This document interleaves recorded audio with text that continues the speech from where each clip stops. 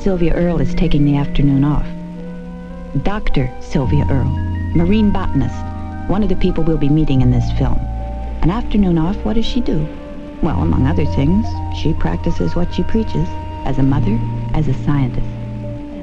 As a parent. If a high school girl or a young woman meets such a male chauvinist pig, I would say you put up a good argument, and if you can't change his mind, well, just kind of cross him off your list. I think it's a great shame to have anyone say, oh, girls don't do that kind of thing, and you shouldn't try to do that.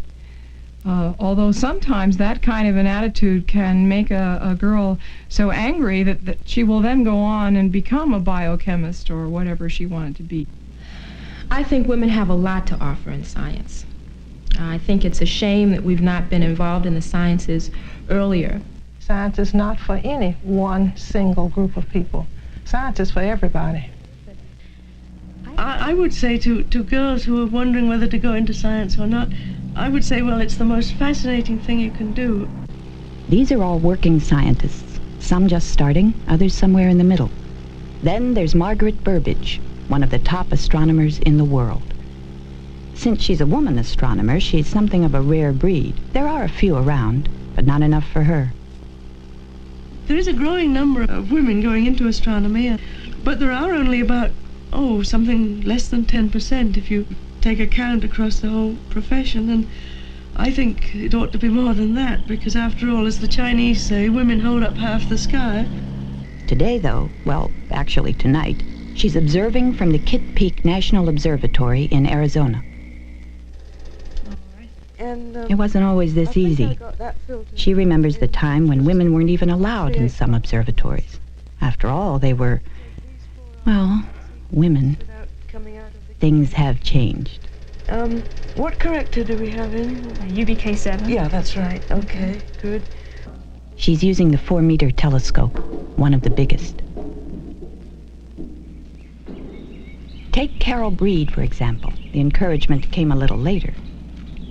I took a course in geology as a sophomore at Smith, and I had a marvelous professor. And he was a very clever man. He took us out of the classroom, and he walked us up Mount Tom in the Connecticut Valley, and he told us wonderful stories about the lava flows and the river and the erosion, all the wonderful things that had happened. And he told us the story simply by picking up the rocks and essentially reading the story from the rocks.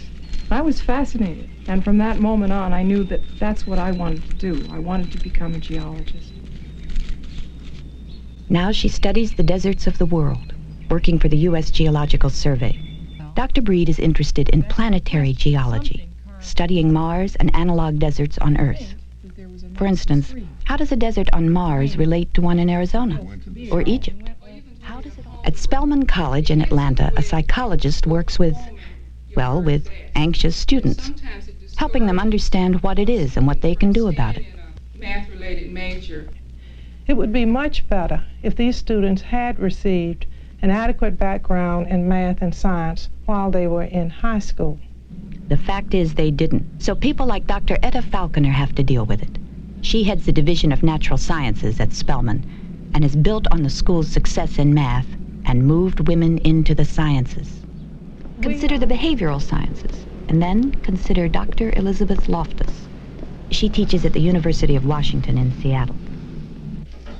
And so, for the past little while, we've been talking about the relationship between memory and stress, and just to the topic is how memory functions under conditions of stress.